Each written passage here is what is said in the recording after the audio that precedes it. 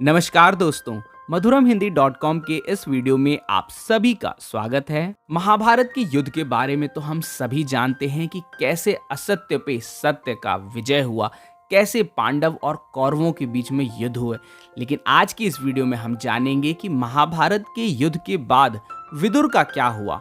जानेंगे कि उनकी अंतिम इच्छा क्या थी जो उन्होंने श्री कृष्ण को बताई थी।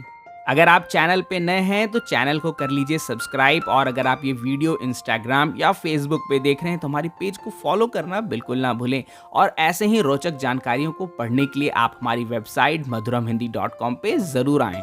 धृष्टराज और पांडु के भाई थे विदुर, क्योंकि इन तीनों के पिता ऋषि देवव्यास थे। लेकिन विदुर का जन्म एक दासी परिश्रमी के गर्भ से हुआ।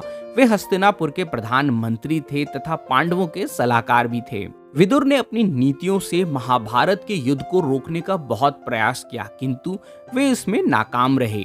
कुरुक्षेत्र युद्ध के विरुद्ध में विदुर ने अपने मंत्री पद से इस्तीफा दे दिया और युद्ध समाप्त होने के बाद एक संत के रूप में अपने सौतेले भाई धृष्टराज और अपनी भाभियों गांधारी और कुंती के साथ वन में चले गए थे। भगवान श्री कृष्ण जानते थे कि विदुर यम यानी कि यमराज के अवतार हैं।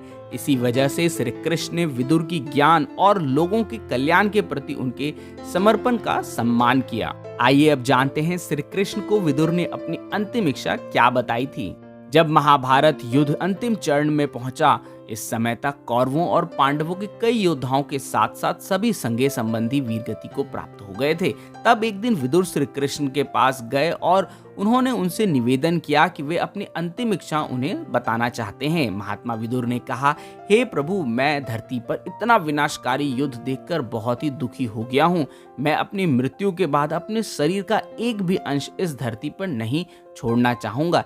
इसीलिए मेरा आपसे यह निवेदन है कि मेरी मृत्यु होने पर ना मुझे जलाया जाए, ना दफनाया जाए और ना ही जल में प्रभावित किया जाए।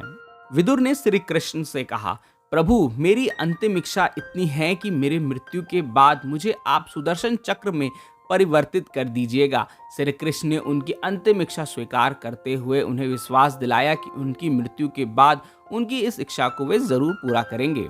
महाभारत युद्ध समाप्त होने के कुछ दिन बाद पांचों पांडव विदुर से मिलने वन गए, तो युधिष्ठिर को देखते ही विदुर ने प्राण त्याग दिए और वे युधिष्ठिर में ही समाहित हो गए। युधिष्ठिर यह सब देखकर नहीं समझ सके कि यह क्या हुआ, क्यों हुआ और इसके पीछे क्या है रहस्य। अपनी दुविधा को दूर करने के लिए उन्होंने श्री कृष्ण को याद किया। तब वहां श्री कृष्ण प्रकट हुए और युधिष्ठिर की दुविधा को देखकर मुस्कुराते हुए बोले, हे युधिष्ठिर, यह कोई चिंता की बात नहीं। महात्मा विदुर यमराज के अवतार थे और तुम स्वयं यमराज हो, इसीलिए वे प्राण त्याग करके तुम में समाहित हो गए। लेकिन मैं यहाँ विदुर की अंतिम इच्छा पूरी करने आया हूँ। यह कहकर श्री कृष्ण ने विदुर के शव को सुदर्शन चक्र में परिवर्तित करके उनकी अंतिम इच्छा को पूरा किया। विदुर, जो महान महाकाव्य महाभारत में पवित्र व्यक्ति माने जाते हैं, वे एक नेक इंसान थे जिन्होंने अपना पूरा जीवन धर्म मार्ग में बिताया। हर किसी का सम्मान करते थे। वे पांडवों की रक्षा की, उन्होंने सही सलाह दी और धर्म के मार्ग पर चलने को कहा। विदुर नीति को उन लोगों के लिए अच्छा माना जाता है जो धर्म के मार्ग पर चलते हैं। विदुर सत्य, ज्ञान, साहस, निष्ठा, निर्णय और धर्म के व्यक्ति के रूप में जाने जाते थे।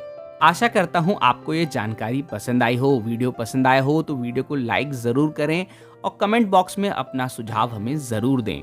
मधुरमहिंदी.com के आज के इस वीडियो में बस इतना ही। मिलते हैं अगले वीडियो में एक और नई जानकारी के साथ। तब तक आप अपना और अपनों का बहुत ध्यान रखें। धन्यवाद।